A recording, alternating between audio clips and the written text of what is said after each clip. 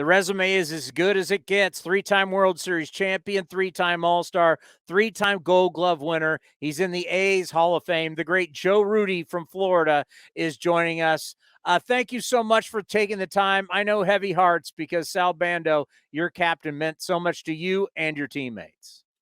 Very long time friend, met him early in our career, came up, he signed in '66, same year I think Reggie did, out of Arizona State, and came right through the ranks, AA, AAA. In a couple of years, he was starting third base when we moved to Oakland in '68, and he was a rock. I mean, he played 162 games, I don't know how many years in a row, and just a great man, great family man, wonderful family. We used to live close to each other out in Danville with, Gene Tennis and Bando and Fosse. All of us were out there together, rode the ballpark every day. I actually roomed next door with Sal and Gene Tennis were roommates, and we had an adjoining room. So for years, I roomed with them, and we hung out and did everything together. Yeah, Gene Tennis was on earlier with us, and he was talking about classic wrestling matches between these two guys. And I was thinking, wow, these are two bulls in a china shop going after it. I tell you what, nobody screwed with Bando. A little story: when we were a little bit younger down in Florida, I think our last year in spring training, we had 2 queen beds, and we were all in there, but probably 10 of us just yakking and talking and stuff. And Sal was laying on the bed with his hands behind his shoulder. And I don't know what possessed me. We must have had a few beers. I jumped on him, just jumped right on top of him like this, right? Landed on his chest. And he goes, I can't repeat the words he said, but he literally picked me up on my chest right here and went wham and threw me on the other bed. And after that, nobody messed with Bando. I mean, the guy was a bull. Just crazy. And the consistency, what David Feldman just said, like here you have big personalities, great talent, but you got to have consistent personalities to go with the kind of loose cannons and guys who show up every single day. You got to have this unbelievable mixture. And a guy like yourself and a guy like Joe Rudi and a guy like Gene Tennis, you had to have the stable guys, the consistent guys to really be the glue of the club. Well, we were very, really fortunate during that from, say, 70 through 76. We never had any major injuries to our basic group. And I count the pitchers and the starting lineup there, about 15 guys, other than Reggie getting hurt in 72 right before the World Series. Yeah. We were very fortunate that none of our main pitchers ever went out with a bad arm. We didn't lose any of our really everyday players. And we just, all sort of grew up together. We all signed in the early 60s to mid 60s, had great coaching along the way. Of course, Dick Williams coming on in 71 was, to me, the really turning point of playing really sound fundamental baseball. And again, Sal was the enforcer. He was our captain. He went to, I can't even tell you how many times he went to the bull, out to the mound with different pitchers, especially Raleigh Fingers, and talked about how to pitch this guy. This is how we're playing him, because we, even back then, we had our own little version of shifts and how we played guys. And Sal was the one that was, he knew all that. It kind of gets lost with you guys and really in baseball history, because we know you're in Kansas City and you're young. We know you start winning in 71 and then the World Series 72, 73, 74. But there's this move where you go from Kansas City to Oakland. It's a major change. You have a franchise moving from the Midwest to the West Coast. It's craziness. You guys are young. There hasn't really been a whole lot really just about that transitional period that must have been kind of crazy in your guys' life. Well, it was a great move for me because I grew up just outside of Modesto, went to high school in Modesto, and had all our family and friends from high school for my wife and I both. And so I loved it, of course, moving out there. But it was a big move, and we were really just at the beginning of the youth movement. We still had Danny Cater, Jim Gosger, a lot of the Phil Roof, a lot of the older players that I would call at the time over 30. And of course, when you're 19, 20 years old, anybody 30 years old, you thought they had one foot in the grave. And So we, literally in the middle of the year when we started getting everybody out there, Monday in center, Reggie in right, me there, and Sal, Campy, Greeny. I think our average on the field age was 22 in '68 at times. Since we had such a young team with Catfish and Blue Moon and all those guys. Very, very young team. Of course, we got our brains beat in a little bit in '67, '68, '69. I think '70 was really our first beginning to, I think, a winning season, if I remember right, maybe 1970. And then, like I said, Dick coming in there and not forcing us, but teaching us how to play fundamental small ball, moving the guy over, getting him in with a fly ball, knowing, not making mental errors on defense and et cetera, et cetera. And, he just really put us over the top. And as I said, Sal was the rock in the middle of all that. And he just, like I said, he sort of kept peace with that wild clubhouse. Yeah, Feldy just talked about how one of the biggest things for Dick Williams was his relationship with Sal. And the fact that Sal bought in helped everybody else buy into Dick Williams. Absolutely. No question. No, I know Sal spent a lot of hours in Dick's room there when he was managing, talking about things and bringing Dick up to speed and a lot of different people, because Sal knew everybody. Because again, he'd come up from '66 through the minors, play with the guys, got there with the rest of us really early, and so he knew everybody, knew the personalities, knew people that would do well in certain circumstances, etc. So he was, like I said, he was the cornerstone of our team. Him and Catfish, I would say, were the two main characters that really were the glue that kept that team together. Yeah, we were talking to your other teammate earlier, Raleigh Fingers, and when Raleigh thought back of it, when he was thinking back on it, he was talking about it was his first year there, and you guys were voting on captain, and for Raleigh, it was like, well, of course it's going to be that guy. Was it that just everybody in the room was like, "Hey, we're going to vote for a captain"? Well, of course we're voting for that guy. Yeah, I mean, he was the captain, whether you wanted to make it official or not. I mean, he was the basic, like I said, he was the rock, he was the center, pretty much kept a lid on a lot of things. You get 25 or 30 young men with those egos together for 6, 7, 8 months. It's like a family. You're going to have fights. You're going to have interaction with people. And Sal, I think, did a tremendous job behind the scenes, wasn't in the paper, of keeping the lid on there, keeping people, focused on what we're doing, where we're going. When we cross the white lines, all that crap goes out the window. I got to tell you, I wish I would have got to cover your team. I would have loved to have seen it. I would have loved to have seen your team with social media, with more media. Can you imagine the fun we all would have had with you guys? Oh my God, we'd all been in jail.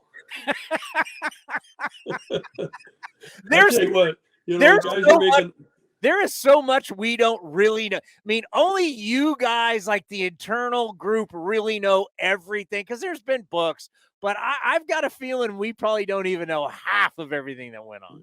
They haven't scratched the surface. What took place on bus rides and plane rides, and little few too many drinks, flying charter at times back then. You walk on an airplane and the stewards are standing there with a tray of drinks, and guys just reach over and grab a handful and put them in the pocket, go back and start playing cards. And, after a few hours of that, some lively conversations and things happen in the back of the bus and the plane at the time.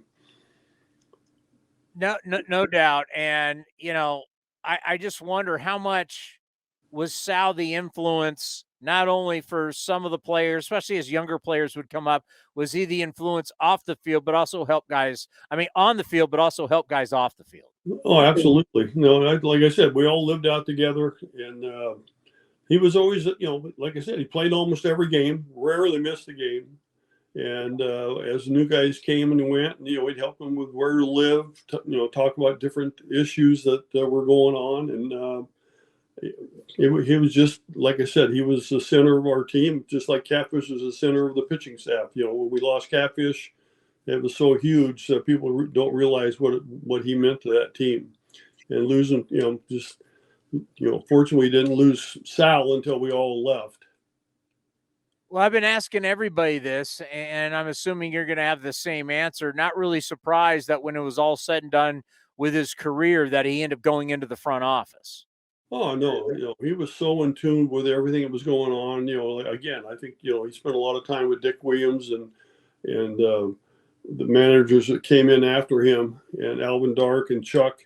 Uh, that they relied on him tremendously, especially early on how to handle certain people, personalities, all that type of stuff. And so he was really on the inside of a lot of the stuff going on.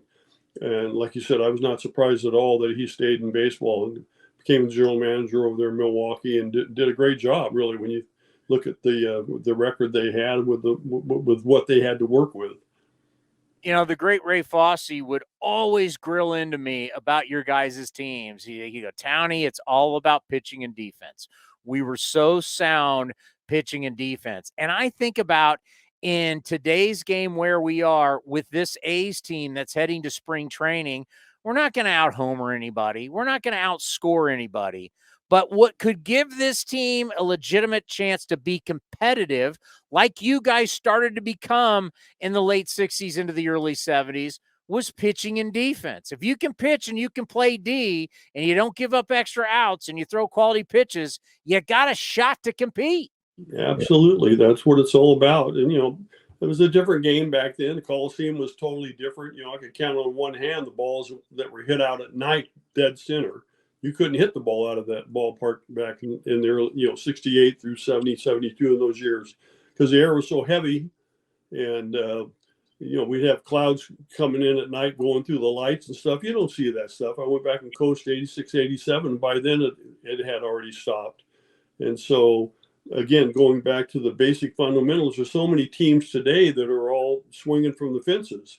And so to me, if you don't have those kind of players, you got to go back to the basics, getting the guy on, button them over, score those runs whenever you get the opportunity, instead of, getting somebody on and you're just sitting there hoping that somebody's going to hit a home run. If you got those kind of players that are going to do that consistently, that's different. But if you don't, then you got to go back to pitching and defense. One of the great stories about your career is becoming a terrific outfielder and learning from Joe DiMaggio. And what you try and tell people is that Joe DiMaggio wasn't a star baseball player. He was an American icon. He was a celebrity. He was, when you think of what celebrities and icons are today, that's what he was back in those days. He just wasn't Joe DiMaggio, the baseball player. He was an American icon. And now all of a sudden he's wearing the same uniform you're wearing. He's from the Bay Area and he's coaching you. I mean, at any point where you're like, man, I got Joe DiMaggio working with me. Joe was so much different than the persona that was in the papers or that people didn't know him. When he was around the players, he was just one of the guys. He was funny. He'd give you a hot feed on the bus if you fell asleep. I mean, he was great. And like I said, I came out of high school. I signed right out of high school, got to the big leagues in a couple of years. I never played the outfield until a year before I got in the big leagues. And so I had no background on playing the outfield. And so fortunately in 68, when we moved to Oakland, I got called up. Actually, the first game in the Coliseum was the night Catfish pitched the perfect game against Minnesota. And so, they just took me under his wing. And every day I'd go out there and Bob Kennedy was our manager. He and Joe decided they were going to make me an outfielder. And Bob, every day, no matter if we had a double header after a night game, I had to do a half an hour of fly balls out there. And Joe was out there teaching me the footwork, how to turn your back on the ball and run to a spot, and the ball would be there. And when I first started doing that, I'd run back, turn, the ball would be 50 feet up the other direction. I just had no clue. But, they were very patient.